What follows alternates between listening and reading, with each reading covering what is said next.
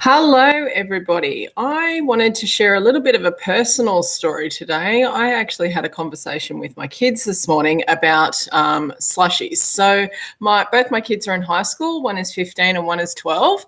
And they walk past McDonald's to go to school, as well as be across the road from a 7-Eleven. So slushies are actually pretty accessible to them. So my daughter today asked if she could have $1 for a slushie. And unfortunately for her, I happened to be in my bank account at the time and saw that she'd actually used her card a few times this week at McDonald's. Now, I'm not picking on McDonald's. It's just that this is the example that came up today. So, and I obviously saw that she'd been at McDonald's a couple of times this week. So I said no. And they're like, oh, but it's only $1. And I think that's actually a thing that we use to justify giving our kids money for stuff. So, because, it is only $1 versus, $6 or $7 for a milkshake or, $5 or $6 for a hot chocolate or things like that. So we think, oh, well, it's only $1. It doesn't matter. The thing is, it actually does. So what I did was go and look into more so what's in a slushie. And look, I look a lot at food. I used to be that Nazi parent that would not let my kids have any type of anything. And for some people, that's absolutely necessary. And for us, it actually created a bigger problem than just the food. It actually created some emotional stuff as well for my kids. So I've gone, which I generally advise to people, sort of an 80-20 rule. If you do well 80% of the time, the 20% your body can actually cope with.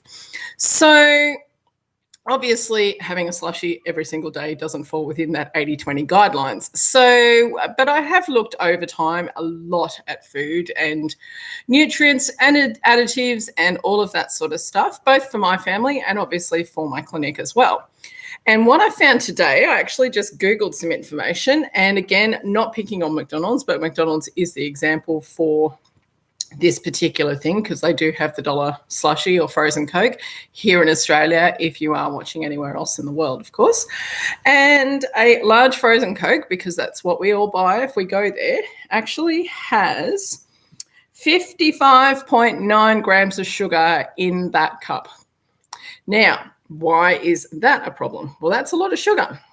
So I went and dug a little bit more, and now, of course, my iPad doesn't want to work.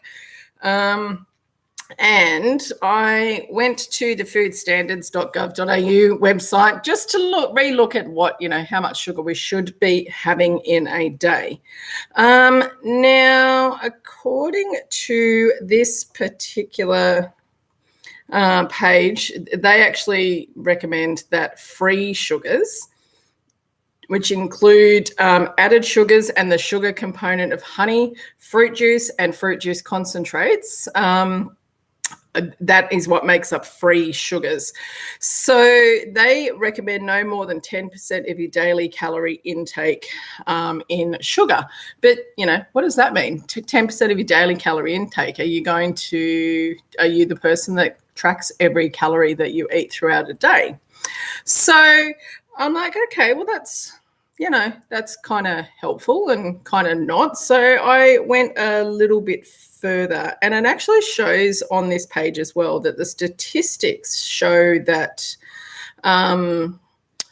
we where is that? 1995 to about 2012, we did actually decrease our sugar intake, but still sat at over 10% of our calorie intake. So looks like things have got a little bit better, and maybe they haven't. And obviously, in 2020, that information is a little bit outdated. So then I went to another website called thatsugarmovement.com. And one of the things that it says here is that recommendations are a limit, not a target. So, we know we don't need added sugar. And that was actually one of the things that my kids said to me this morning. They're like, but it's only a Coke. And I went, what tree does that grow on? What plant does that come from? What animal does that come from? And they went, oh, it doesn't. I went, yeah, it's a man-made product. So it's an added thing that we really don't actually need. Am I a person that never drinks Coke? No. Am I a person that drinks Coke regularly? No. I'm a person that probably has it a couple of times a year. Do I believe in any way that it's good for me? No. So now, so how much sugar do people like the American Heart Association recommend? They actually recommend no more than 6 teaspoons or 25 grams worth of sugar for kids that are 2 years and older. The World Health Organization recommends we limit for everybody the 6 teaspoons or 25 grams worth of sugar. So I did see somewhere else, and I'm not sure if it's on this page, that for an adult that, 50 grams of all free sugars is actually what they recommend. Now, one of my children is getting close to the size of an adult. The other one, not a chance, nowhere near it. So they definitely, in any case, don't need to have 55.9 grams of sugar in a frozen Coke every single day.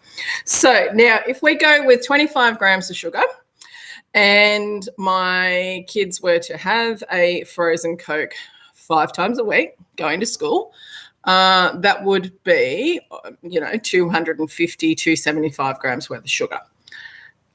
Over 25 grams per day, that should be 125, 125 grams of sugar. So we're looking at they're having more than double the amount of sugar that they should be, and that's just in that drink.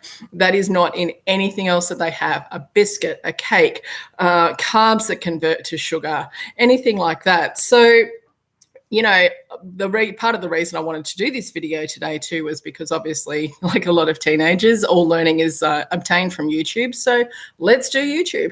Now, what I wanted to do is show you what a teaspoon of sugar looks like versus what's actually in the frozen Coke. So this is I don't want to tip it all over my computer, but this is a teaspoon of sugar. This is 5 grams worth of sugar. So tip it into here. Not that much. Now, this, compared to this is 56 grams worth of sugar. I decided to do my mathematical rounding and I went from 55.9 to 56 grams. So in one frozen Coke, this is how much sugar is in there.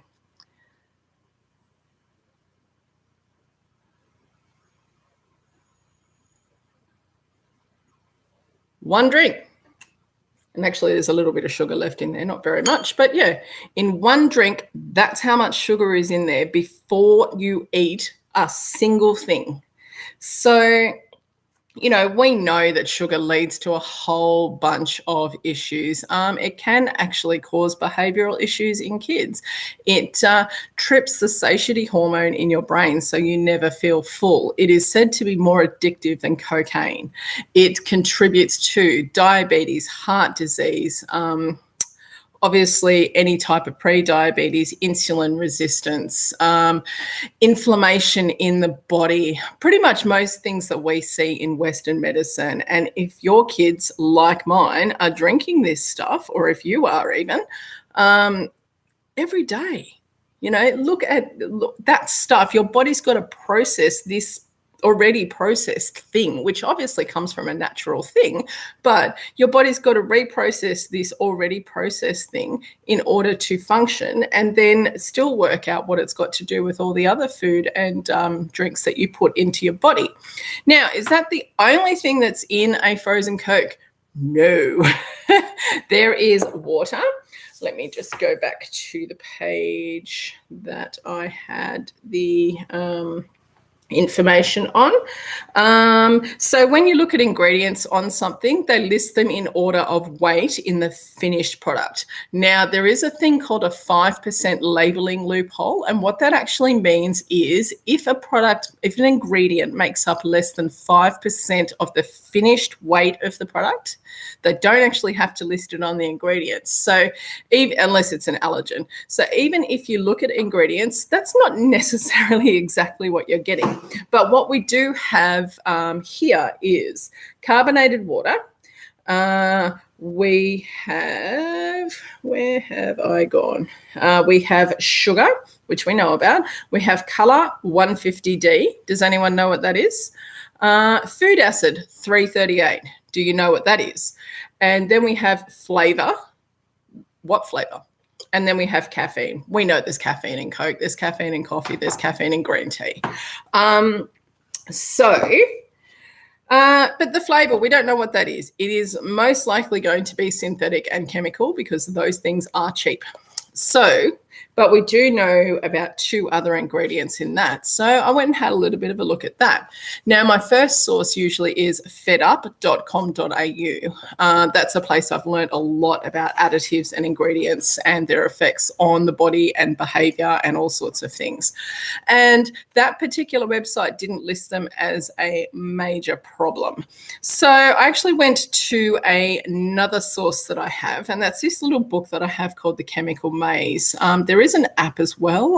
I haven't looked at the app for a while actually, but that's something to look at as well. So let's look at the first ingredient. So we are looking at colour, 150D. So this particular book shows cosmetic ingredients and it shows food ingredients as well. So 150D obviously is a food ingredient. It is a colour and it is called Caramel 4. So it is sulfite ammonia caramel. It's obviously a colour, and according to this book, it's got a little, let's see if you can see that, it's got a little sad face next to it. So that means not good to me. And the HACSG recommends to avoid because it may cause gastrointestinal problems. It may contribute to asthma. And it is prohibited in food for infants. So if we know that it's bad for babies, why do we give it to adults? Why is it that the second your child turns 2 that this food's okay for them? So now, things that it is in. Soft drinks, whiskey and stout. So I didn't know that actually. Not that I drink whiskey or stout, to be honest. But yeah, it's a caramel colour, so that makes sense. That must help colour the whiskey. Now, it can also be in cosmetics, skin lotion and cigarettes. So we need to colour cigarettes. Really? We need to make them worse? Okay, now the other ingredient that was in this frozen Coke was food acid 338. So, too far. Now, phosphoric acid. Now, we know we have phosphorus in our bodies and it is particularly useful for us. Now, this is an inorganic acid form of phosphorus produced from phosphate, and its role is to be as an acidity regulator. Now, in this particular case, it's got a little neither here nor there face and a question mark. So there are things that are better for us. There are things that are worse for us. Now, what does it say? Excess of this may lead to tooth erosion and calcium loss in bones. And what is calcium loss in bones? Osteoporosis. It is suspected as a respiratory and neurotoxic issue, so could affect people with asthma and obviously could be affecting the brain as well. That's what neurotoxic means. And again, prohibited in food for infants. So if it's not good for a 1-year-old's brain, then why is it good for a 2-year-old's brain or a 10-year-old's brain or an adult's brain, a brain that's finished growing and has no more capacity to grow? So things that it is found in: cola drinks, cheese products, and fruit juice. It's also found in cosmetics and toothpaste. So none of that really sounds particularly good.